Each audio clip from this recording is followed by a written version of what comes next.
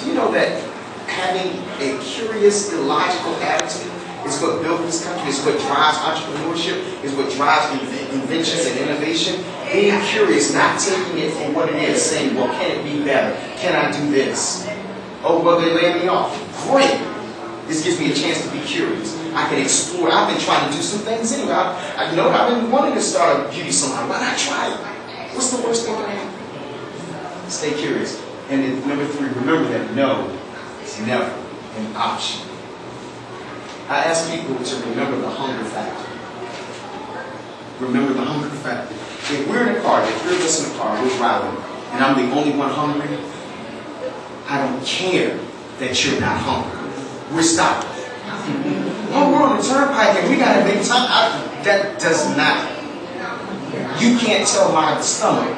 Hunger is one of the hardest drives you can have. It's right up there with your sex drive. Hunger is a powerful motivator. And I think as we've gotten older and paychecks come every 2 weeks now, and they've given us a nice little title, and we got the corner cubicle, and the extra file cabinet on the top.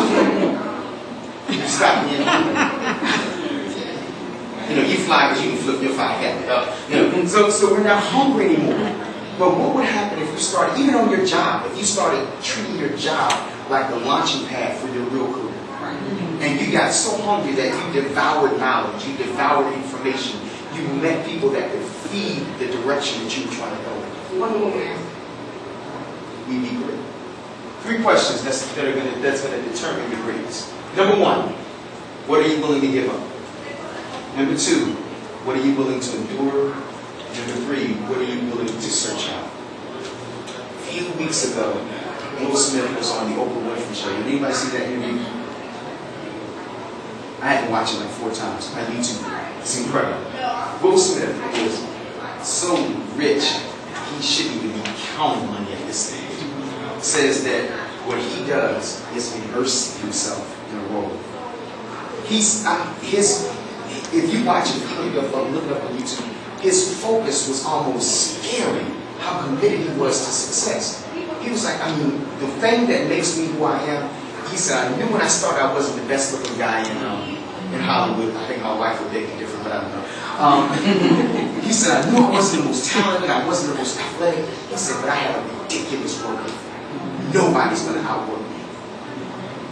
You don't have to be the smartest, the fastest, the prettiest. If you work like you're insane, and that's what the disconnect is. If you work when your competition is sleeping and you're doing research and you're doing market studies and you're doing this and you're doing that, if you do that, there is absolutely, positively no way you can fail. I put money on it. Yes, ma'am. I think the irony of that is that we do that sort of work when it comes to our jobs.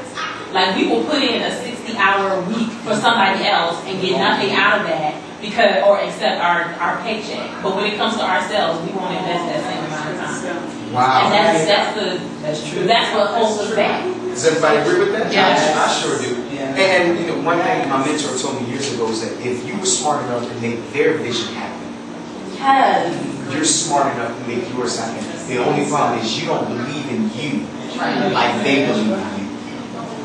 And that's amazing because they believe in you so much that they will pacify you for years. And then somehow you'll train your replacement. And they'll give you a party and order you an edible arrangement and send you off and put somebody right in your chair and say they're going to make me millions. What would happen if you turned that energy inside, inward, and started saying, you know what?